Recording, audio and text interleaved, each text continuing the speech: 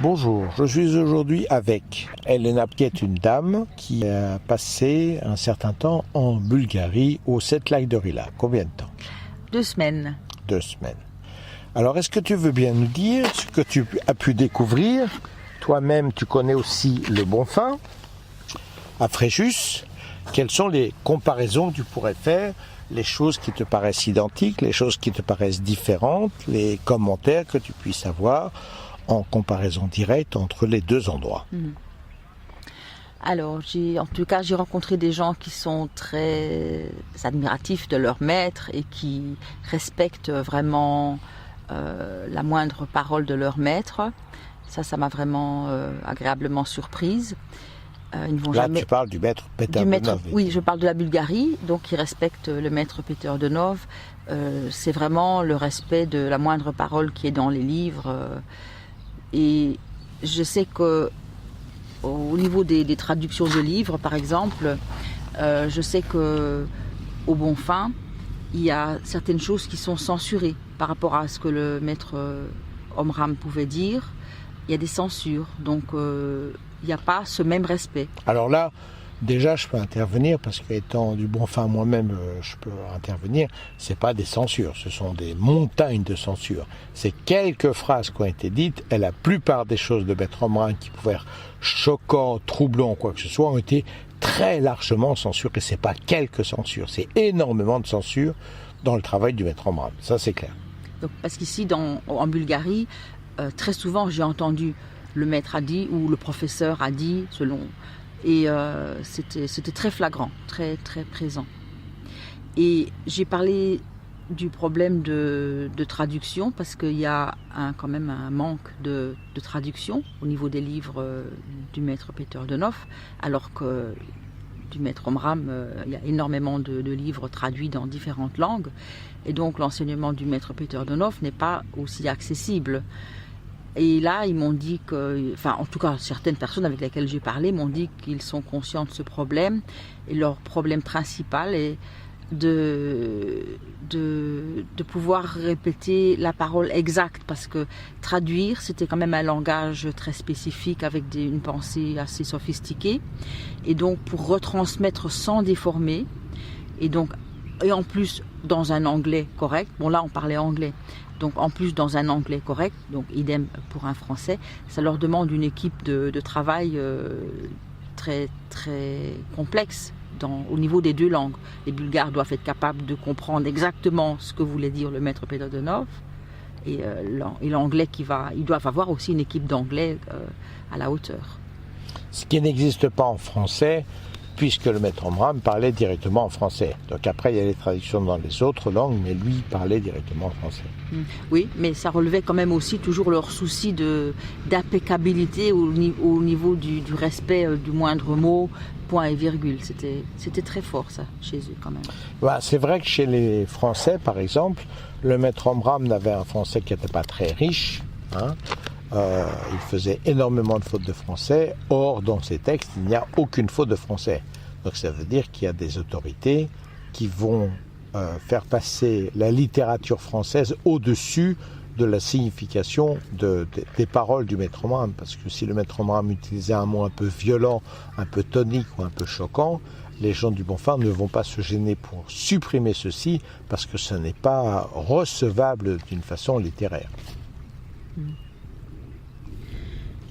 Je peux peut-être commencer par un événement qui est intéressant, ouais. Et après on verra bien. Ah ouais. Allons-y. L'été dernier, un groupe de Bulgares a été invité au Bonfim. Et je pense que c'était 50 Bulgares. Et ils ont été invités pendant 1 mois, 3 semaines ou 1 mois. Et donc là, ils ont cohabité. Et ce que j'ai entendu de ça, j'ai pu interroger certaines personnes. La première chose qui les a énormément choqués, donc c'est le fait qu'au Bonfim, on mange du poisson. Et 2 fois par semaine. Je pensais que c'était 1 fois, mais c'est 2 fois par semaine. Donc ça les a horriblement choqués. Par contre, ils ont dit, les Bonfinois ont fait un effort donc pour ne pas servir de poisson, mais eux-mêmes n'ont pas mangé de poisson pendant toute cette période. Donc ça, les Bulgares ont apprécié, évidemment. Oui, Mais- ce qui, politiquement parlant, est, d'après moi, totalement faux. C'est-à-dire que les bons Finnois se sont permis, parce que Papa Omram aime bien le poisson, rajouter du poisson dans la bouffe, régulièrement depuis des années, mais devant les frères de Bulgarie, ils n'osent pas sortir le poisson. Donc c'est pas du tout de la correction, c'est de la culpabilité. Ils n'osent pas sortir le poisson parce qu'ils se retrouvent fautifs de manger du poisson alors qu'ils se sentent officiellement les porteurs de l'enseignement du maître Peter de Nov. Officiellement porteur du maître Peter de Nov, ce qui a permis à maître Omram à aller au Canada, ce qui a permis à maître Omram à aller en Suisse, ce qui a permis à maître Omram à aller en Espagne, ce qui a permis à maître Omram à aller un petit peu partout. Il faut savoir que la FBUI, c'est-à-dire la Fraternité Blanche Universelle Immobilière, est le groupe sectaire le plus riche de France ou d'Europe, j'ai oublié, en tout cas extrêmement riche. Donc c'est particulier en même temps de se faire une fortune colossale pour porter un enseignement qu'on change bon gré mal gré parce qu'on aime bien le poisson. Donc évidemment, après, quand les Bulgares sont là, ils enlèvent le poisson, mais ils enlèvent le poisson surtout parce qu'ils sentent foireux. Hein. J'ai une seule personne là qui a essayé de prendre un peu la défense des bons Finnois en disant, mais là j'ai quand même un sérieux doute parce que je n'ai jamais vu ça dans les livres du maître Peter de Nov, que tout au début, le maître Peter de Nov autorisait aussi le poisson. Mais je n'ai jamais rien vu par rapport à ça dans les livres où pour moi c'est purement végétarien et c'est tout, ça ne se discute même pas. Et alors à ceci, je m'y oppose totalement par connaissance. Premièrement parce que le maître Peter de Nov n'incitait que au végétarisme, mais plus que cela, son enseignement allait de plus en plus vers le fructivore, et c'est-à-dire les graines et les fruits, de façon à n'absorber que des choses à qui on n'enlève pas la vie. Et en été, le régime du bon fin de Prosveta, de Bulgarie, c'était des graines germées et des fruits. Et on ne venait que vers les soupes et autres choses plus lourdes, uniquement quand le temps l'obligeait parce qu'il faisait froid. Donc c'est deux versions radicalement différentes. Et la personne qui t'a dit ça, c'était un bon Finnois ou c'était... Non. Bulgare qui pour une fois essayait... En général, les Bulgares ne parlaient pas tellement positivement de tous les disciples du maître Omram.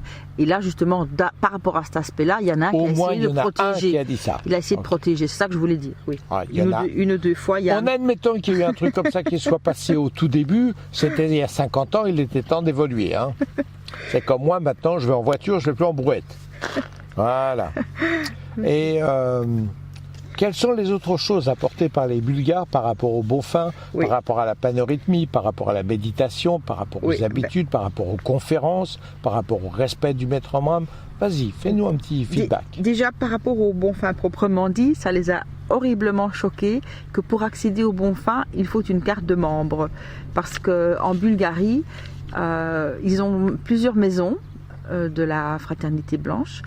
Et vraiment, on y va, on entre, je ne vais pas dire comme dans un moulin, mais presque. Personnellement, je suis allée à Sofia, je suis allée à Varna. Personne ne m'a demandé quoi que ce soit. J'aurais pu venir avec un autocar d'amis, peu importe. Tout le monde peut entrer librement, on ne demande pas de nom, on ne demande rien. Tandis qu'au bon fin, on n'accède qu'avec une carte de membre.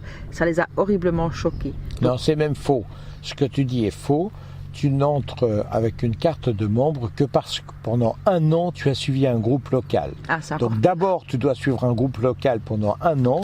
Tu dois te payer des hystériques qui te font des trucs délirants sur le maître Omram ceci, le maître Omram cela. Et au bout d'un an, tu finis par avoir une carte. Je veux préciser une histoire que j'ai personnellement vécue, où j'arrivais à Lyon, et il y avait une grande photo de maître Omram d'un mètre de haut à peu près, et il y avait une sœur qui regardait la photo du maître Omram en admiration totale, complètement mystique. Puis elle s'est tournée vers moi parce que j'arrivais dans son dos. Elle m'a dit « Regardez frère !» Il m'a souri. Et je lui ai dit « Non, je vous assure, il n'a pas bougé. Hein. Je regardais la photo, il n'a pas bougé. » Et il faut se payer un délire comme ça pendant un an pour avoir le droit d'avoir ensuite accès au bon fin pour avoir une carte. Et même quand on a une carte, on est encore sous contrôle et surveillance pendant un certain temps. Et on peut se faire foutre à la porte le plus rapidement du monde s'il y a quoi que ce soit qui ne va pas. Et je spécifie qu'à un moment, j'avais organisé une rencontre sous l'autorité de Maître Omram et sous l'autorité de Madeleine Chavanon, et où les gens voulaient me rencontrer hors du bon fin pour régler certaines choses. Et le frère Lamy, en ce temps-là, a dit « Toute personne qui se présentera à cette réunion sera chassée du bon fin in viternam. Carte ou pas carte, vous n'aurez plus jamais le droit de rentrer dans le bon fin. » Donc il y a un contrôle plus que total. Et je précise aussi que lorsque je suis arrivé au Bonfin, c'était donc au Bonfin de Lyon, pas au Bonfin, au groupe de Lyon, il y allait un vieux bonhomme, très mal dans sa peau, très stressé, très voûté, qui est venu me trouver et qui m'a dit « Non mais ici vous savez rien. Ici on va vous apprendre à manger, on va vous apprendre à respirer. » Alors je lui ai dit « Vous savez, je suis moine Shaolin, hein. Je suis aussi prof de yoga. » Donc m'apprendre à respirer, m'apprendre à manger et tout, peut-être on va éviter quand même, hein, on va passer à la leçon 2 quand même. Ah non, mais tout ce que vous avez appris ailleurs, ça n'existe pas. Il n'y a que ce que vous avez appris ici qui a de la valeur. Le reste n'a aucune importance. Plus tard, déçu et ayant trouvé ces gens lamentables, je me suis un peu éloigné et j'ai essayé de ressentir l'endroit. Je me suis assis sur des marches qui étaient un peu plus loin pour méditer, pour ressentir l'endroit. Et là, il y a 2 gens du bon fin qui sont arrivés et qui m'ont dit « Tiens, toi, au lieu de glander, rien foutre, viens donc nous aider à mettre les tables. » Voilà l'endroit du bon fin, l'endroit que l'on doit accepter pendant 1 an avant d'avoir le droit de mettre les pieds au bon fin. Heureusement pour moi, Christelle, qui était la responsable de Metz, m'a fait une fausse carte.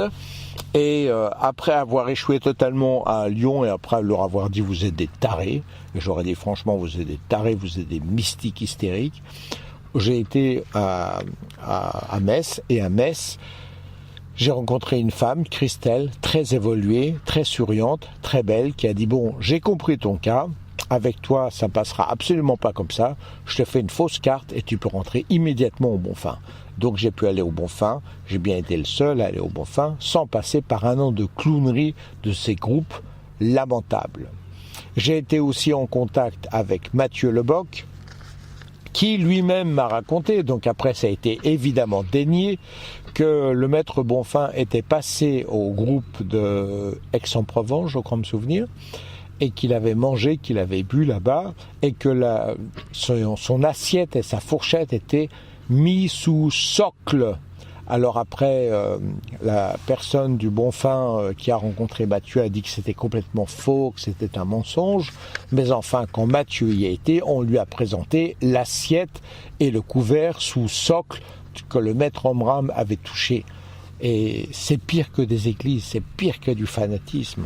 Donc il y a un homme qui soit très intelligent, très brillant, très inspiré, quand il fait pas des petites conneries avec des enfants jouant à touche-pipi, on peut admirer qu'il ait une sagesse riche, mais il faut voir le cinéma qu'il y a autour, et donc l'état de soumission que les gens doivent accepter pour être là.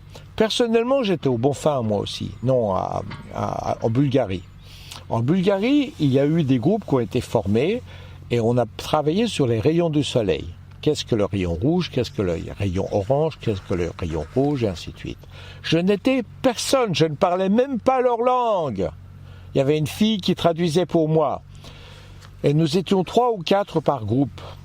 Et les 3 ou 4 qui étaient avec moi étaient vraiment perdus. Ils ne savaient pas quoi dire sur les rayons. Ils étaient complètement perdus, c'était nouveau. Et comme moi, je connaissais bien, ils m'ont dit « Vas-y, parle. » Et moi, je me suis levé et j'ai fait une conférence sur le rayon diamant, qui est le rayon le plus élevé. Et j'ai parlé pendant environ 20 minutes. J'ai fait une conférence de 20 minutes sur le rayon diamant. Et tout le monde était assis, et après avoir fait cette conférence, les gens sont venus me trouver, ils m'ont dit c'est formidable, on avait l'impression d'entendre le maître Omram, le maître Peter Denov en train de parler. Voilà, c'est la différence entre le fanatisme du bon fin avec les avocats, les armées d'avocats, de manipulation, de législation, de pouvoir, et un endroit simple comme la Bulgarie. Et il faut bien préciser aussi une chose, Elena pourra le préciser. Au Bonfim, personnellement, j'ai jamais vu plus de 80-100 personnes, je pense, je suis peut-être un petit peu en dessous, mais je crois, 80-100 personnes faire la panorhythmie une fois par semaine. Quand j'y étais, une fois par semaine.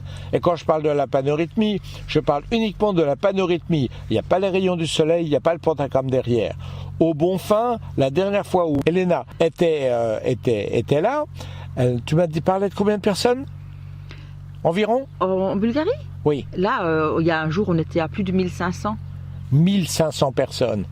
Alors, c'était l'été, la fête, le camp, quoi. Hein. Mais en général, même je suis allée aussi à Sofia et à Varna en dehors de ce camp, donc parce que là, ils avaient le camp d'été, ça rassemble beaucoup plus de monde évidemment, mais ils sont quand même facilement 50, 100 personnes, ça dépend un peu des jours, pendant toute la saison. Hein. Tandis que moi, j'ai vu 100 personnes dans les hautes saisons du Bonfim.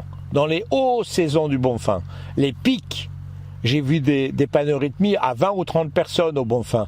Alors le problème c'est, comment est-ce que le Bonfim, qui est l'endroit parfait, merveilleux, avec le merveilleux maître Omram, arrive à un si petit niveau, et qu'en Bulgarie, sans carte, sans législation, avec le gouvernement russe, qui a interdit la panorhythmie pendant plus de 40-50 ans, cet enseignement, tout ceci existe comme ça existe, mais il est entendu que le maître Omram est le grand maître Omram, et que le maître Omram, et que le maître Peter Dönhoff, lui, n'est qu'un petit maître de broutille qui n'a été là que pour initier le grand maître Omram. Ils m'ont parlé de ce problème justement de l'interdiction, et ils dansaient en cachette. Ils m'ont dit, pendant tout un certain nombre d'années, on a dansé en cachette. Donc maintenant, ils le font ouvertement parce qu'ils ont été reconnus en tant que religion et ils sont très contents de ça parce qu'au moins, ils ont le droit d'exister. Et ils m'ont raconté quelque chose, juste pour continuer, au niveau des interdits. Le rejet du gouvernement était tel que donc je suis allée à l'endroit où ils ont, à Sofia, où ils ont donc leur maison, là, la maison de la Maison Blanche. Ils ont sur le côté une maison aussi pour d'hébergement. Et c'est tout à côté du cimetière où est enterré le maître Peter Dönhoff. Et on m'a expliqué que quand il y a eu beaucoup de développement au niveau de la Bulgarie, ils ont vendu certains territoires, certains terrains pour des ambassades. Et le gouvernement a essayé de vendre la partie où se trouve donc la tombe du maître Peter Dönhoff. Ils ont essayé de vendre ça aux Japonais pour que le Japon puisse y construire son ambassade. Et heureusement, c'est la seule chose apparemment qui a pu sauver la situation, le Japon a dit non, on ne va pas acheter ce terrain, on ne va pas détruire cette tombe, etc. Et pour savoir ceci, et ça la plupart des Bonfinois ne le savent pas, il se trouve que j'ai connu des gens du Bonfim qui sont partis au Japon. Et quand ils sont partis au Japon, ils sont partis de un monastère japonais, et là, ils ont fait des chants classiques tibétains, japonais, et après ils sont mis à faire des chants de la fraternité. Et alors les gens étaient surpris, ils ont dit mais d'où ça vient? Et il se trouve que le plus grand disciple du maître Peter Dönhoff, il est parti vivre au Japon après. Et c'est bien pour ça, et à cause de cette relation particulière, que les Japonais ont catégoriquement refusé de toucher à la tombe du maître Peter Dönhoff parce qu'ils le reconnaissent comme une entité inspirée et respectueuse. J'ai rencontré un couple de Japonais, voilà, au camp de Rila. Oui.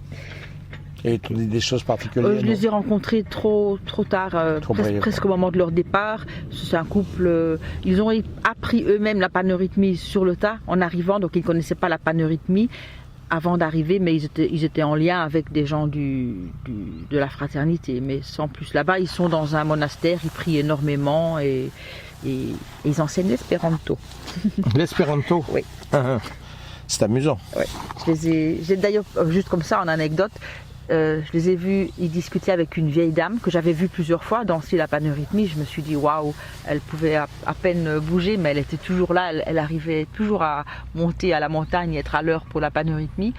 Et je me dis, mais comment ils font? Et après, en étant avec eux, j'ai réalisé, et je me suis dit, mais mince, j'aurais pu intervenir plus tôt. Elle parlait espéranto, cette dame. Une bulgare, une très très vieille dame du bulgare qui parlait espéranto. Donc ça veut dire qu'elle montait comment? Par elle-même? Oui, une fois que, au niveau du camp, ça veut dire quand tu es au camp, tu as pris leur lift, là, l'ascenseur, comment on appelle ça, le téléphérique. Télésiège. Et puis de là... T'es loin encore, hein? Oui, c'est ça. Donc là, il y a encore un bon moment de marche pour arriver au camp. Et à chaque fois, quand tu es au camp, selon le nombre de personnes, ils adaptent pour l'endroit de la paneurythmie. Et tu as chaque fois entre 3/4 d'heure, 1 heure de marche. Mais bon, c'est pas une petite marche, quoi. C'est quand même une grimpette dans beaucoup de grosses pierres, des rochers, etc., quoi. Moi, pour la petite histoire, quand j'étais au Bonfim, je m'asseyais au Bonfim, au rocher, hein, et prête à méditer. Et là, tu avais un brave frère ou une brave sœur. Ils prenaient le soleil, leur chaise pliante, hein, parce qu'on va faire la méditation quand même bien à l'aise, et ils dépliaient la chaise dépliante devant moi. Ils me coupaient le soleil. Et moi, j'allais les voir, je leur disais, vous vous cassez. Et ils me disaient, mais enfin, on ne parle pas comme ça. Je dis, bah toi, tu te mets pas devant mon soleil, tu as un peu de respect, je suis là avant toi, tu te casses, trou du cul. Ah, évidemment, je ne suis pas un bon Finnois. Mais encore faut-il savoir si eux sont des bons Finnois. Et après, la politique, c'est, ah, mais moi, je suis un ancien, j'ai tous les droits. J'ai tous les droits. Donc, étrangement, l'enseignement du Bonfim, c'est l'enseignement de l'ancienneté. Les vieux ont tous les droits. Et les jeunes, qui, d'après l'enseignement du Bonfim, sont ceux qui sont plus proches de l'âme, qui ont une âme plus fraîche, qui sont plus proches de la vérité, de la spontanéité, de l'amour, ceux-là doivent être traités comme des merdes, purement et simplement. Parce que les anciens qui ont la barbe blanche et qui ont le look un petit peu à la Omram, eux, doivent se comporter comme ça. Moi, j'ai connu le frère Lamy, qui est un responsable du Bonfim. Il avait la barbe blanche, il avait les cheveux blancs, il avait même le chapeau de Omram. Et il marchait comme Omram avec une canne. Il se prenait pour Omram. Mais quand on en arrive là, moi, ça me rappelle les fans de Johnny Hallyday qui se coupent les cheveux et qui se font appeler Johnny. C'est au même niveau intellectuel. Et je ne pense pas que l'enseignement du maître Omram, ou plutôt de l'enseignement du maître Peter Deneuve, soit venu sur Terre pour avoir une bande de clowns comme ça. Alors évidemment, moi j'ai été contacté il y a peu de temps par des gens, par exemple. Je tairai leur nom parce que pour le moment ils sont peur, ils se taisent. Et qui m'ont décrit des traumatismes terribles qu'ils ont eu au Bonfim. Jusqu'à un conjoint qui est franchement déséquilibré tellement il a souffert, tellement il a enduré des choses. Et ils ont envie de témoigner. Alors ils n'ont pas encore témoigné, on n'en est pas là encore, je travaille avec eux, mais ils ont envie de témoigner. Et moi je ne crois pas qu'il y ait beaucoup de gens qui auraient pu témoigner contre la fraternité de Bulgarie. Mais contre la fraternité du Bonfim, eh bien oui, là il y a des choses qu'on peut témoigner. Moi j'ai entendu parler d'un jour où il pleuvait, et on posait toutes les chaussures devant l'entrée du rocher, et là il y avait beaucoup de pluie, donc l'espèce de flaque d'eau était remplie d'eau, et il y avait les chaussures de maître Omram qui étaient là aussi, qu'il avait posées comme les autres au début, et une sœur avait pris les chaussures et les avait mises contre elle, contre son ventre, pour qu'il reste bien chaud.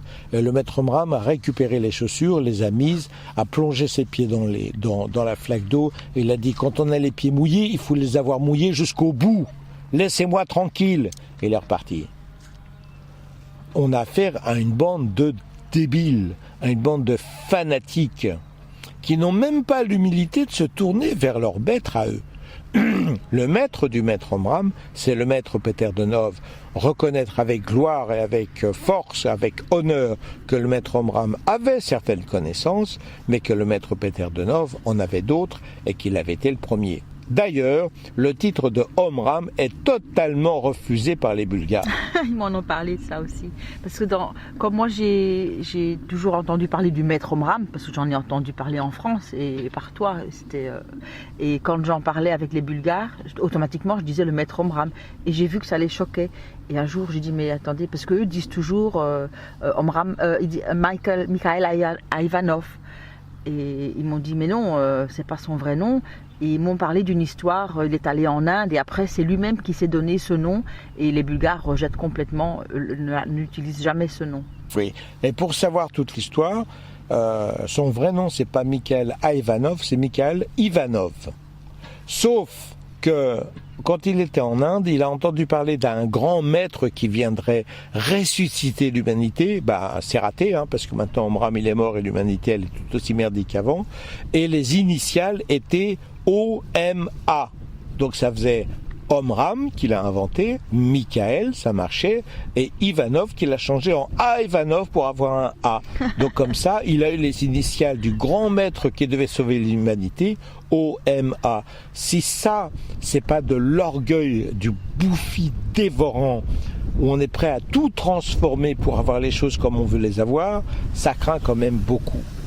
Et je persiste à dire que Omram, malgré tout, il a fait beaucoup de choses. Pourquoi je l'appelle Omram ? Parce que moi, il est venu me trouver après sa mort. Et je n'ai pas eu beaucoup de fréquentation avec Mikhail Ivanov. J'ai eu beaucoup de fréquentation avec Omram. Omram étant son nom magique d'être après sa mort. Donc je respecte le nom de Omram par rapport à la relation que j'ai eue avec lui. Mais ceci étant dit, il y a énormément de choses qui ont été déformées, qui ont été manipulées de façon absolument claire, totale. J'ai eu un monsieur qui a eu un délire mystique et qui refusait de donner à manger à sa fille parce que sa fille se nourrissait de lumière.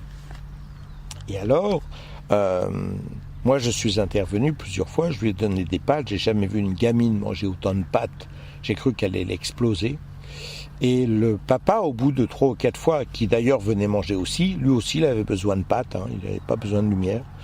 Au bout de 3 ou 4 fois, il m'a dit tu me voles ma fille parce que tu sais qu'elle rayonne la lumière et il n'y a rien d'autre que la lumière qui existe et tu cherches à lui voler sa lumière. Donc, je me suis fâché et je lui ai dit bon, ça va pas continuer comme ça, je te prends ta fille. Et j'ai pris un risque énorme, parce que c'est ce qu'on appelle du kidnapping. Faut être clair, je suis personne, la fille elle crève de faim, elle a rien à manger, donc c'est du kidnapping. Quelques jours plus tard, je rencontre le papa avec 3 de ses copains et il me tombe dessus pour me casser la gueule, pour m'apprendre. Qu'est-ce que tu fais ?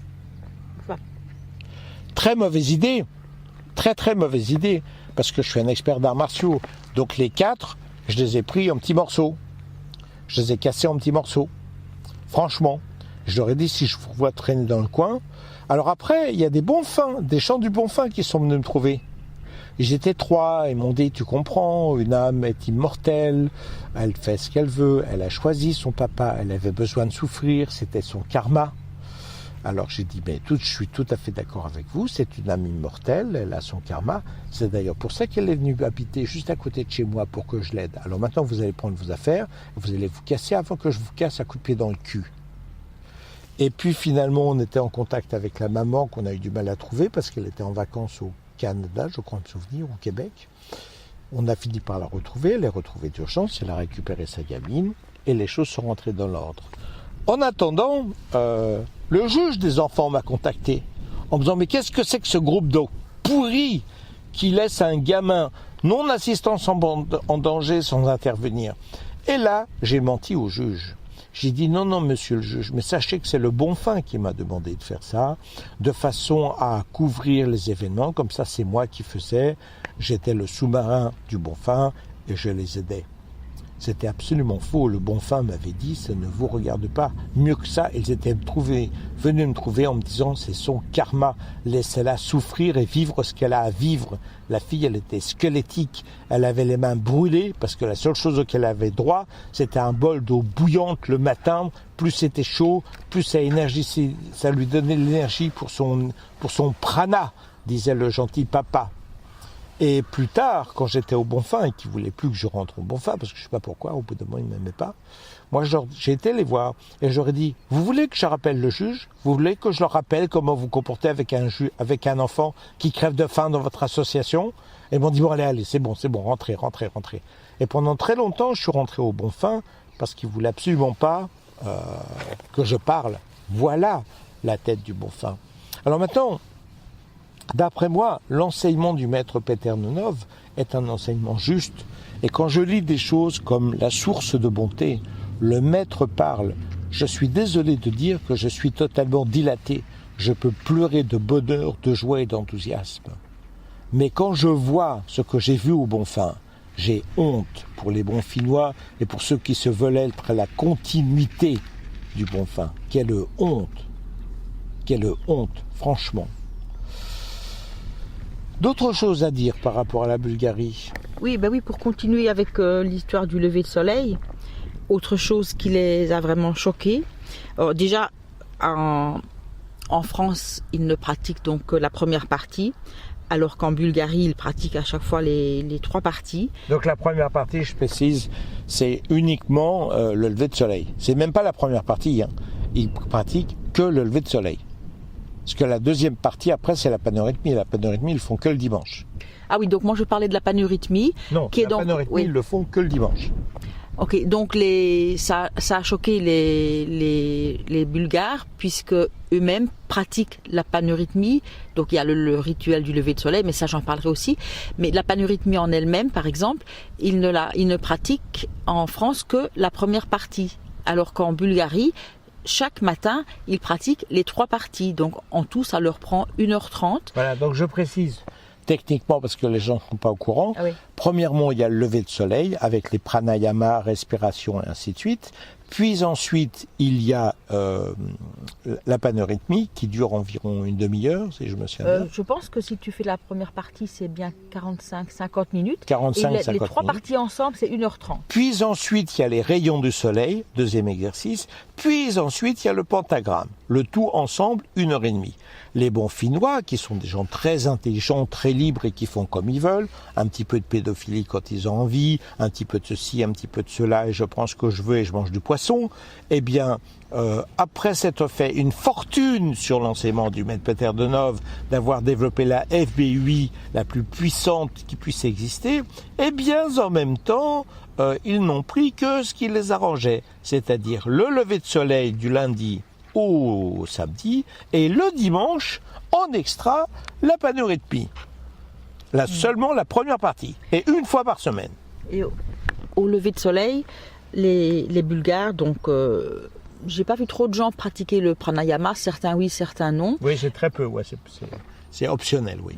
Mais systématiquement, au moment du lever de soleil, les gens se lèvent, saluent, et ensuite, il y a toujours des chants et des prières. Et rien que cette partie-là, parfois il y a aussi une lecture. Ah oui. Et donc ils lisent un texte.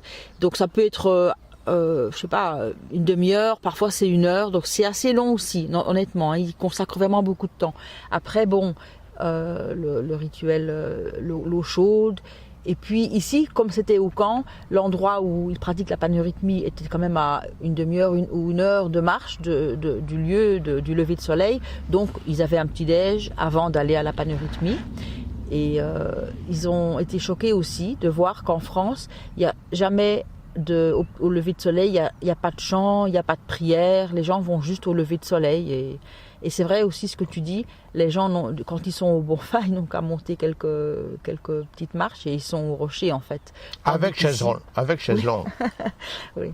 Et ce que je peux dire personnellement, c'est que les gens, vu qu'il y a cette histoire de carte de membre d'ailleurs, les gens, parce que moi je n'ai jamais fait partie du Bonfin, mais j'ai eu l'occasion d'aller au rocher. Malheureusement, je n'ai jamais pu à l'époque.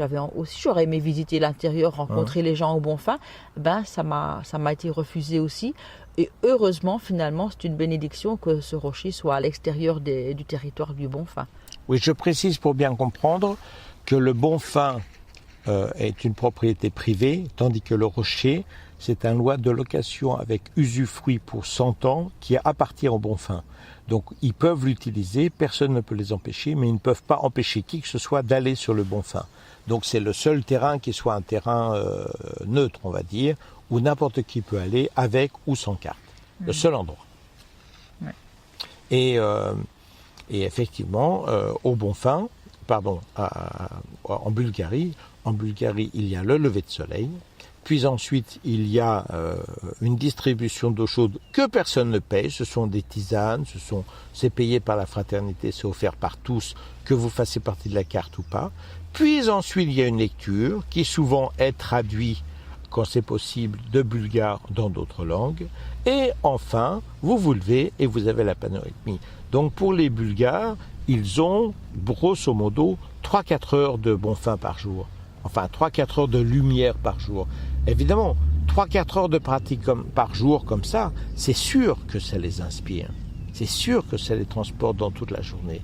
Quand on fait un lever de soleil sur une chaise longue, qu'après on se met même devant les gens qui sont déjà installés en seiza ou en tailleur pour regarder le lever de soleil d'une façon samouraï et propre et claire, et que ensuite on fait un scandale parce que le maître Omram n'a pas donné un bonbon à ce gamin-là ou à ce gamin-là, parce que j'ai vu ça perpétuellement, puis qu'ensuite on va au bon fin et que chacun déjeune de son côté en racontant des conneries, et que la seule pratique après ce sera la conférence à midi, et avant ça la gymnastique, qui est une gymnastique de chakra qui dure environ un quart d'heure, et puis ensuite on s'assied et c'est le repas. Et c'est tout ce qu'il y aura. Le reste du temps, c'est bénévolat. Vous payez, mais vous travaillez au bon fin. Vous travaillez, vous aimez, vous apportez de l'agriculture, vous retournez des trucs, vous travaillez, vous transpirez. Et moi, personnellement, je me suis vu désherber au bon fin au mois d'août, désherber une serre. Dans cette serre, je rentrais dans la serre, au bout de 10 minutes, j'étais sur les points de tomber dans les pommes. Et j'ai fait ça pendant environ 3 semaines, histoire de m'initier. Et au bout de 3 semaines d'initiation, le mec a dit « Non mais attends, on va débrancher le truc, ça se met sur le côté, on va couper à la tondeuse. » Voilà la grande initiation du bon fin. Voilà comment on juge les gens. Je voudrais aussi préciser quelque chose du bon fin, que les gens puissent savoir un petit peu, que vous puissiez avoir des rapports. Ma copine, elle travaillait au bon fin. Puis sa mère est décédée. C'est une chose qui arrive, elle était assez vieille, et elle avait un cancer, elle est décédée. Et sa sœur, la sœur de ma copine, travaillait au PTT. C'est pas spécialement spirituel, les PTT, vous voyez. Et lorsque la sœur est rentrée des PTT, eh bien, il y avait une couronne mortuaire pour honorer le décès de sa mère. Quand ma copine est rentrée du bon fin après le décès de sa mère, sa paye était bloquée, histoire de la punir parce qu'elle dérangeait. Oh là là. Et ils avaient bloqué sa paye. Et donc, elle se retrouvait dans le rouge parce que forcément, elle avait fait des frais, surtout pour l'enterrement, et elle n'avait pas eu d'argent rentré. Donc moi, j'étais à la banque du bon fin, je me suis fâché. Et quand j'ai parlé au directeur du bon fin, il m'a dit « Monsieur, vous n'êtes pas client. Monsieur, vous n'êtes pas client, je ne vous adresse pas la parole. » Il ne parlait qu'à ma copine. Donc, j'ai joué le jeu, je me suis tourné vers ma copine et j'ai dit « Écoute-moi, Fabienne, tu vas expliquer à ton banquier, à qui je ne parle pas directement, que je suis un videur, je suis un bouncer.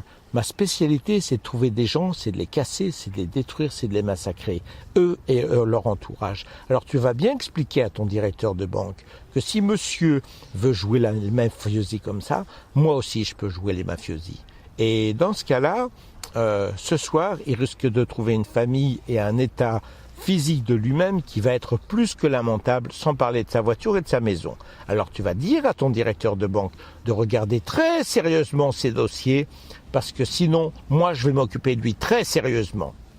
Et on est rentré chez nous, et figurez-vous, le temps qu'on rentre au Capitou, c'était juste à côté, on avait déjà reçu 3 coups de fil, comme quoi finalement c'était une erreur, et qu'il reversait tout l'argent. Et voilà la différence entre le bon fin, Prosveta, et les PTT. Voilà où on en est quand on parle de spiritualité. Il faut parler des choses un petit peu franchement quand même, hein, une fois de temps en temps, crever l'abcès.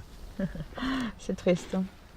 Alors, pour continuer au niveau des différences, ça c'est quelque chose au niveau de la pratique de la panorhythmie elle-même, dans le respect de l'enseignement tel qu'il a été donné. Dans un moment dans la panorhythmie, au bon fin, après le carré, je pense. Ils changent, tu sais, ils inversent les partenaires. Et là, j'ai bien fait attention. En Bulgarie, ils ne le font pas. Ils restent... Alors ça, c'est un détail technique, qui est tout à fait macho, tout à fait français. C'est-à-dire que le maître Peter Denov a fait quelque chose en sachant parfaitement ce qu'il fait. C'est-à-dire qu'au milieu de la 13e musique, sur 26, sur la paneurythmie, effectivement, l'homme se trouve à l'intérieur et la femme à l'extérieur. Et les chers bons Finnois, arrogants français et Omram qui a décidé par-dessus tout qu'il savait mieux que son propre maître, eh bien il a dit non, c'est une erreur, il faut changer de position et l'homme repasse à l'extérieur.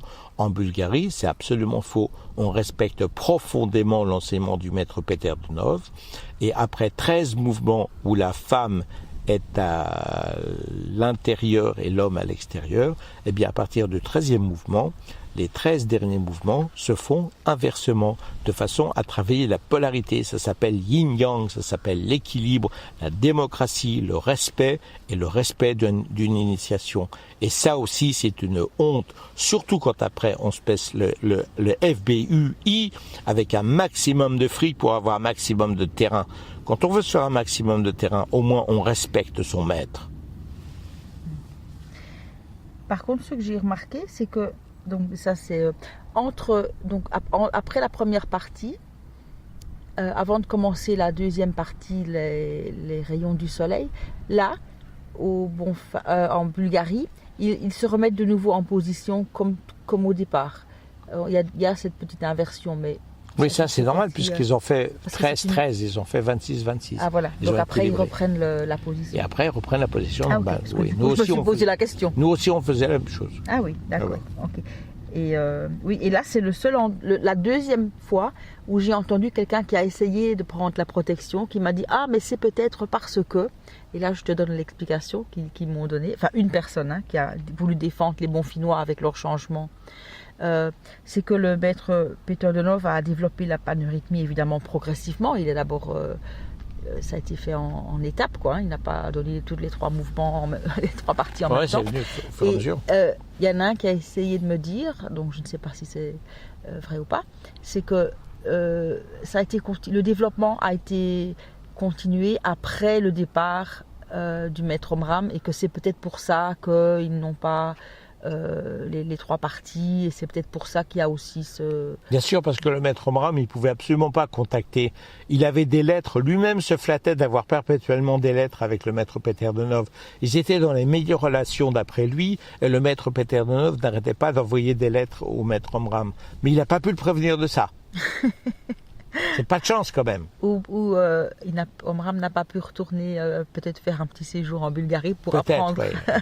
Il n'a jamais pu rencontrer quelqu'un qui pouvait lui montrer. Il n'a jamais pu comprendre quoi que ce soit. Oui. C'est vraiment pas de chance quand même. Parce que c'est quand même très rapide. Parce que moi, je n'avais jamais pratiqué avant. Et j'ai appris cette partie-là sur le terrain. Et vraiment très facilement et très rapidement. Donc il n'y a pas de... Je veux dire, quand tu es dans la masse... Tu suis les autres. Si personne ne le danse autour de toi, c'est difficile à apprendre. Mais si tu es là et tu suis le mouvement, les autres, tu fais la même chose que celui qui est devant, derrière, tu as des références, quoi. Donc il aurait pu l'apprendre facilement. Et alors une autre chose qui est très importante pour moi dans cette histoire-là, c'est, puisque toi tu étais là en Bulgarie, c'était donc en 2018, combien de Français as-tu vu? Je ne sais pas si j'ai entendu peut-être 3-4 fois parler français.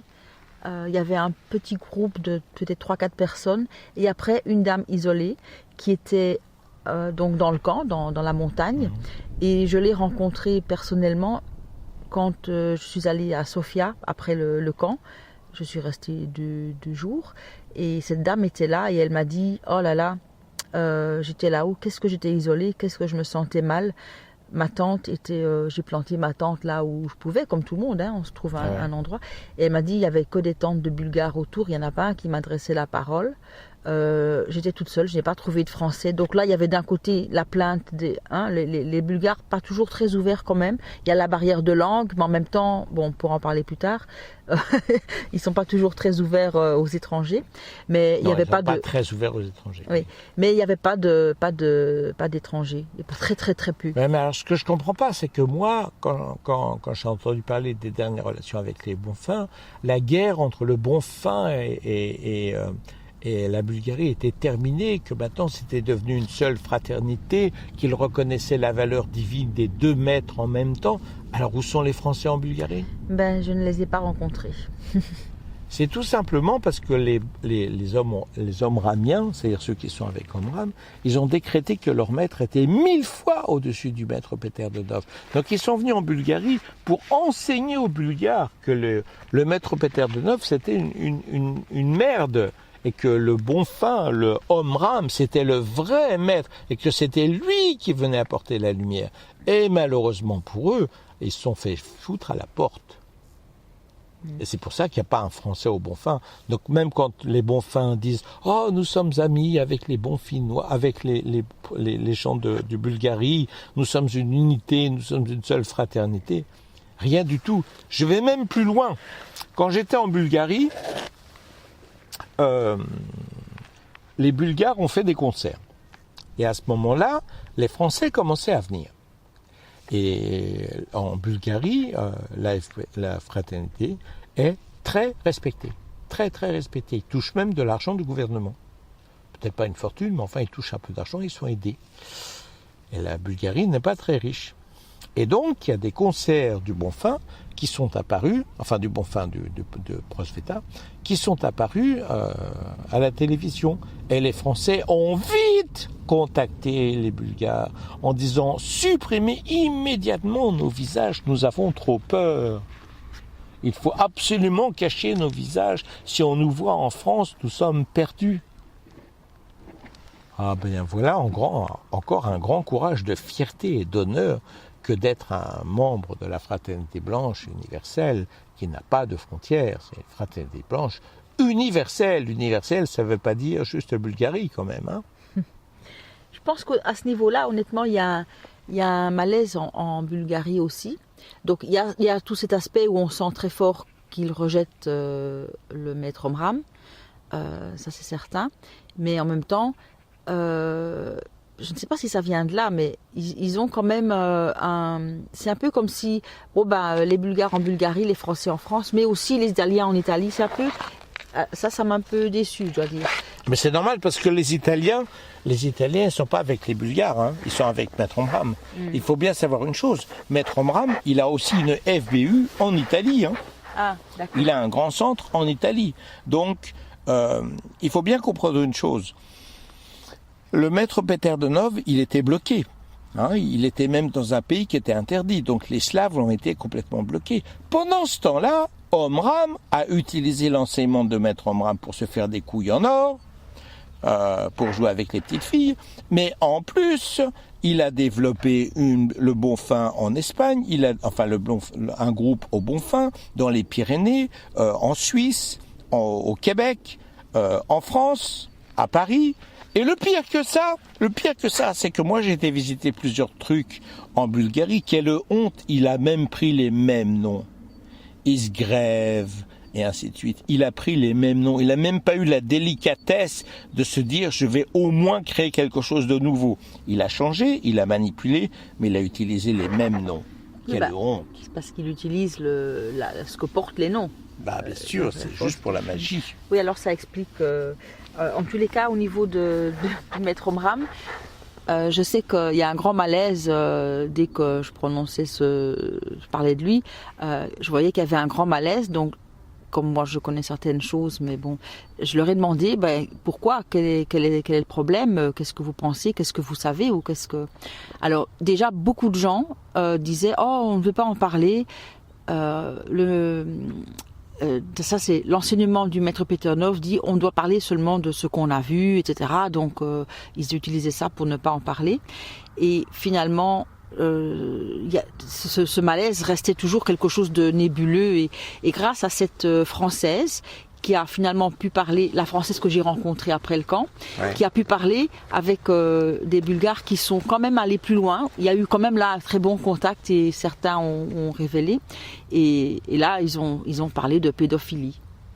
Donc ils ont dit, ah ben voilà. Eh ben oui, parce que Maître Omram, il transporte tout ça. On peut le tourner comme on veut. Le Bonfim peut me poursuivre en justice en disant que je suis un diable.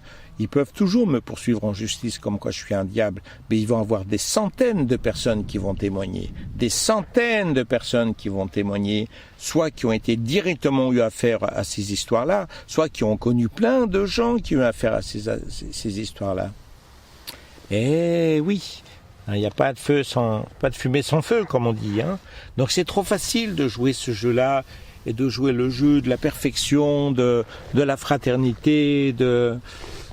C'est quand on va chercher un petit peu plus loin, ça commence à sentir un petit peu pourri. Et quand on va au Bonfim, bon, soyons clairs, par exemple, on va essayer de voir clair un petit peu. Hein. En Bulgarie, combien t'as payé? Parlons concret. C'était libre, hein, donation, donc tu donnes Donation. ce que tu veux. Il y avait pas de, je pouvais aller ne rien payer si je voulais, mais leur principe c'est que si tu peux payer, tu payes, si tu ne peux pas, hein, voilà. Alors moi je précise qu'à un moment que j'ai travaillé au Bonfim, j'étais volontaire et j'ai travaillé très dur. J'étais avec Alain Bourgeois qui était un responsable de l'agriculture qui travaillait 15 heures par jour. Et moi, à la fin de mes 8 heures, je disais, mais moi, je suis fraternel, je peux pas partir après 8 heures alors que lui, il a encore une double journée à faire. Donc, je restais avec lui et on travaillait tous les deux 15 heures par jour. Et puis, à un moment, totalement épuisé, je suis tombé dans les pommes. Je suis vraiment tombé dans les pommes. Je suis resté une semaine couché dans mon bungalow, offert par le Bonfim puisque je travaillais, c'était normal. J'étais nourri, logé. Et je suis resté à peu près une semaine, 10 jours. Et quand je suis parti, j'ai dit, bon, eh bien, voilà, maintenant, ciao, au revoir. Et ils m'ont dit, ben non, parce que vous nous devez, j'ai oublié maintenant, 1000 euros. Alors, je dis, quoi? De quoi vous parlez? Je dis, bah oui, vous avez eu 10 jours vous avez eu 10 jours de congressiste. Congressiste, quand vous travaillez pas. Permanent, c'est quand vous travaillez. Je dis, vous rigolez, j'étais épuisé, j'étais malade. Ah oui, mais vous n'avez pas travaillé, donc vous nous devez 10 jours pour vous et pour votre femme qui était avec vous, ça fait 1000 euros. Oh là là. Alors j'ai dit, je ne paierai pas. Alors ils m'ont dit, ah oui, nous comprenons que vous aviez des difficultés pour le paiement. Je ne paierai pas, vous ne verrez pas un centime de mon fric, parce que vous êtes des enfoirés. Et quand on compare ce qui se passe au Bonfim et ce qui se passe en Bulgarie, hein, si vous voulez un procès, les Bonfinois, si vous voulez un procès, on va faire un procès avec les Bonfinois, puis avec les gens de Prosveta, et vous allez voir comment vous allez ramasser vos dents, et vous allez voir aussi le nombre de personnes que je peux ramasser qui peuvent raconter ce qui s'est vraiment passé. Alors, pour être juste, étrangement parlant, moi, j'ai connu des gens merveilleux au Bonfim. Je peux parler de Bernard Champagneur, peut-être que ça ne lui fera pas de la pub après tout ce que je dis. Je peux parler de Frédéric et Pierre-Jean Canquette, qui se fait appeler Sarah maintenant, et Pierre-Jean Canquette. Je peux parler de Augusta, qui était sa maman, qui est décédée. Je peux parler de Blagost. Je peux parler de la merveilleuse Madeleine Chavanon. Je peux parler de Yannick, le garagiste qui a fini par se tirer une balle dans la poitrine de désespoir. Je peux parler de Patrick Camus, qui était un être merveilleux et fantastique. Je peux parler de Yannick Percherancier, qui était un être fantastique, merveilleux. Et je suis sûr que j'en oublie quelques-uns, des gens qui étaient au-dessus du lot et qui étaient des gens vraiment angéliques, merveilleux. Je pense qu'ils avaient une politique où ils voulaient pas trop voir toute la merde qu'il y avait. Il y avait même une femme qui avait une école de yoga qui s'appelait Aruna. Elle s'appelait Aruna. Elle est arrivée avec son école de yoga et elle a donné toute son école de yoga au Bonfim, tous les locaux qu'elle avait, tout ce qu'elle a donné, elle l'a donné au Bonfim. Après, elle a été traitée comme rien, absolument comme rien. Et puis vous aviez aussi cette étrange pathologie il faut que tout le monde soit humble. Par exemple, moi, j'arrive, je suis un expert d'arts martiaux, expert Shaolin, expert de yoga, j'ai travaillé toute ma vie sur mon corps pour faire de mon corps la perfection qu'elle puisse être, autant que cela puisse être parfait. Mais moi, je suis rien. C'est un art inférieur, c'est rien du tout. Par contre, alors qu'il faut travailler l'humilité, les musiciens sont des dieux. Quand quelqu'un chante, c'est un dieu. C'est un dieu total. Mais les gens qui ont travaillé physiquement, non, c'est rien du tout. Absolument rien. Je me souviens de Natacha Kolesar, qui était une femme magnifique, que j'aimais beaucoup. En attendant, Natacha Kolesar, quand elle arrivait dans sa chambre, je m'occupais de sa chambre quand elle arrivait. C'était rempli de fleurs. Elle pouvait pas poser à un endroit. Elle avait des fleurs de partout. Mais qu'est-ce que c'est que cette histoire d'humilité avec des stars de partout? J'arrive pas à bien comprendre. C'est un manque de cohérence, là. C'est un petit manque de cohérence. Donc en fait, c'est une micro-société avec toute la pourriture. Vous avez quelques endroits dedans qui sont super, vous avez des gens magnifiques, comme les quelques personnes que j'ai notées, et d'autres que j'ai notées. Il y avait aussi quelqu'un qui n'était pas directement lié, et qui s'appelait Annie Mouret, qui était une femme merveilleuse, fantastique, même si elle ne faisait pas directement partie du Bonfin, et qui a fait des choses fantastiques. J'ai eu des amis comme Maggie Lebrun, qui était une femme fantastique. J'ai eu aussi Gita Malache. Gita Malache, qui était une femme merveilleuse, fantastique. Il y a des gens qui existent dans le Bonfin et hors du Bonfin. Mais le Bonfin en tant qu'institution, mais laissez-moi rire. Laissez-moi rire. Je pense qu'une des choses que j'ai vues, c'est les gens ont tendance à rejeter tout. Par exemple, en Bulgarie, quand tu parles du Bonfin ou du maître Omram, ils vont se fermer totalement. Et moi, je leur ai dit, bon, je pense quand même que tout n'est pas à mettre à la poubelle. Dans les livres qui ont été écrits, il y a quand même de très bonnes choses. Dans l'enseignement, il y a quand même des choses très bonnes, très concrètes. Et en gros, je leur ai dit, si vous retirez tout ce qui concerne le sexe, tout le reste, vous pouvez garder. C'est un peu comme je l'ai reçu et perçu. Et il y a eu une gêne générale. C'était... Même ça, ils refusent. Oui. Oui, ils refusent, ils jettent l'eau du bain avec le bébé. Je pense que ça a été comme si tout est trop pollué et ça n'est pas passé. Bon, en tout cas, il y a une grosse gêne quand j'ai parlé. Et pour vous qui êtes des fanatiques, pour vous qui êtes tous des fanatiques d'un côté comme de l'autre, quand moi j'ai parlé sur les rayons du soleil, les rayons du diamant, et qui m'ont demandé pourquoi est-ce que tout le monde est venu me trouver en me disant c'était merveilleux. On avait l'impression d'entendre le maître Peter Donov parler. C'était merveilleux. Bien sûr, vous allez nier ça aussi. Sachez une chose. Vous, de toutes vos jalousies, de toutes vos médiocrités, de toutes vos manipulations financières, de sexe et de pouvoir et absolu, sachez une chose. C'est que le maître Omram et le maître Peter Donov, ce sont deux potes. J'ai aidé le maître Omram, il y a très longtemps, à apprendre ce qu'il devait apprendre. Et le maître Omram m'a aidé à apprendre ce que je devais apprendre. Et ça n'empêche pas les erreurs du maître Peter Donov. Ça n'empêche pas les erreurs du maître Omram. Mais en attendant, ils sont très, très au-dessus de vous. Et vos petites guerres de sectes, vos petites guerres de groupes fanatiques, eh bien, vous êtes très, très, très loin des augustes frères célestes et de la source de bonté. Si vous étiez dans cette source de bonté, vous comprendriez que chacun, on devrait s'entraider.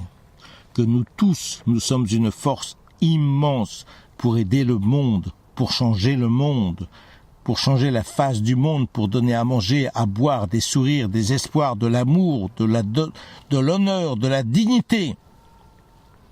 Mais rien ne compte de tout cela. La seule chose qui puisse compter pour vous, c'est le pouvoir. Et tant que vous êtes dans le pouvoir, vous n'avez rien compris. Honneur et gloire à ceux que j'ai aimés et qui méritent cet amour. Je pense qu'à ce niveau-là, enfin, je vais t'interrompre. Oui. Je pense qu'à ce niveau-là, il y a un malaise, et ça c'est international, parce que j'ai remarqué, donc, comme je l'ai dit, les Bulgares, les Bulgares restent en Bulgarie, et les Français en France. Maintenant, j'ai mieux compris pourquoi des autres pays, évidemment, sont rejetés aussi, parce qu'ils sont automatiquement assimilés à la France et à Omram. Mais il y a ce manque de contact, mais même en Bulgarie, par exemple, quand j'étais là, après après le séjour à la montagne, le camp à la montagne, je suis allée donc à Sofia, dans leur centre, et là ils ont deux maisons. Et en fait, il y a une maison où ils hébergent les Bulgares et la maison où ils hébergent les autres. Bon, c'est vrai qu'il y avait peut-être beaucoup de monde à ce moment-là, pas trop de place, mais j'ai vu aussi que même là, il n'y avait pas trop d'ouverture. Donc j'ai du mal à savoir si c'est avec tout le monde comme ça, ou si c'est parce que peut-être ils m'ont associée, alors que je ne suis même pas française, qu'ils m'ont associée à la France, ou c'était un peu... Ils continuent à avoir cette séparation. Et là, juste, j'ai oublié de le mentionner, quand tu m'as demandé ce que j'ai payé, là c'est le seul endroit, j'ai payé, je crois que c'était 10 € par journée, ce que je trouve logique, c'est normal, quoi. Mais voilà. Et sinon, en théorie, ils sont tous à dire, mais oui, il faut développer les fraternités, il faut développer les groupes, il faut avoir le plus possible de groupes dans tous les endroits du monde, et comme ça ne fera qu'un seul réseau, et je pense que c'est très difficile à atteindre. Et voilà. J'ai vu une chose qu'ils font aussi en Bulgarie. Après, donc, quand j'ai vu qu'à Sofia, c'était pas facile d'avoir des contacts, vu cette séparation qu'ils font, je me suis dit, bon, je ne m'éternise pas dans leur centre. Je suis allée à Varna, là ils ont un centre également. Et j'ai pas trouvé plus d'ouverture aux étrangers. Bon, c'est vrai qu'il y a la barrière de langue aussi. J'ai vu aussi des gens qui étaient ouverts, hein, j'ai fait des connaissances. Et là, c'était justement le festival de la fraternité blanche à Varna. Et ça, c'est aussi quelque chose que le maître Peter Donov avait organisé et qu'il continue toujours. Donc vraiment, chaque chose est perpétuellement maintenue et répétée. Ça, j'ai vraiment trouvé très chouette. Et donc, comme il y a des centres, je pense qu'il y en a au moins 5 en Bulgarie, dans différentes villes, chaque ville est, une fois par an, organise un festival, et tout le monde qui veut, des autres villes, est invité à venir se joindre. Donc justement pour réunir les différents groupes de Bulgarie. Ça, j'ai trouvé chouette aussi. Et j'y arrivais justement, comme par hasard, au moment du festival de Varna. Et ceci pourrait se passer en Suisse, à Svidelinata, ceci pourrait se passer au Bonfim, ceci pourrait se passer partout si les gens arrêtaient d'avoir le pouvoir. Et en plus de votre putain de français, permettez-moi my French, comme on dit, ou votre putain de bulgare qui est indigeste, il y a un homme hautement inspiré qui s'appelle le docteur Zamenhof, qui a créé une langue internationale qui s'appelle l'espéranto, qui veut dire celui qui espère. Celui qui espère.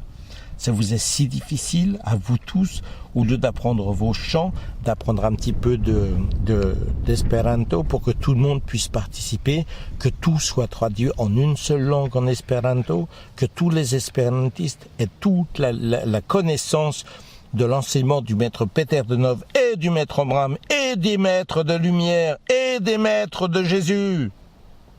Tout ça en espéranto, ça n'appartient à aucun pays. Chacun y a accès, chacun est en paix, chacun est un frère. Et partout où vous voulez voyager dans le monde, partout où vous voulez voyager dans le monde, vous allez n'importe où à une porte espérantiste et on vous ouvre la porte parce que c'est chez vous. C'est cela la fraternité. C'est cela l'enseignement du maître Peter Donov et c'est cela que vous n'avez absolument pas compris jusqu'à présent. Et c'est le maître Ben Sadino qui vous a parlé. Autre chose à rajouter ? Je ne pense pas, je peux en parler pendant des heures, mais disons quelque chose d'utile maintenant, non, je ne vois rien là. Non, on fera un épisode numéro 2 si jamais. Si Elena a envie de parler davantage, on reviendra. Je précise aussi que j'ai invité des anciens frères et sœurs à parler et qu'ils sont tous terrorisés. Ils sont tous terrorisés. Ah, mais je vais vous apprendre une dernière histoire. Une dernière histoire que j'ai trouvé ça très belle aussi. Ah oui. Encore une belle histoire pour vous montrer la gloire de la fraternité. Voyez-vous, il y a quelqu'un, et je ne sais pas qui, et ça ne me concerne pas, qui a enregistré des conférences de Maître Omram. Il s'est trouvé avec plus de 3000 conférences du Maître Omram. Wow. 3000 conférences. Ça en fait des heures. Hein. Et le Maître Omram, il a toujours demandé à ce que ses enseignements soient connus, que cela puisse circuler, que cela puisse envahir le monde. Et il y a des gens que je ne connais pas, donc je ne peux pas vous donner ni les noms, ni les adresses, ni rien, qui ont reçu ces disques, quel que soit le chemin où ils les ont reçus. Et ils ont donc décidé d'ouvrir un site web et d'ouvrir au monde entier, pour gratuit, ces 3000 conférences. C'est super. C'est super, hein? Qu'est-ce qui s'est passé? Prosveta est immédiatement intervenu, a fait fermer les trucs et a convoqué les gens qui avaient tourné autour de ça chez les flics pour les envoyer en tôle. Oh, c'est crapuleux. C'est crapuleux, vous êtes des pourritures de pourritures. Vous êtes une honte devant le maître Ben Sadouno. Vous êtes une honte. Et honte à vous. Mais sachez-le bien, le maître Ben Sadouno n'est pas encore mort. Et croyez-le bien, il va vous apprendre l'humilité. Que cela vous plaise ou pas, vous apprendrez à être unis une fois pour toutes, tous ensemble, devant la vérité, l'amour, l'unité. Que la source de bonté rayonne dans votre sein.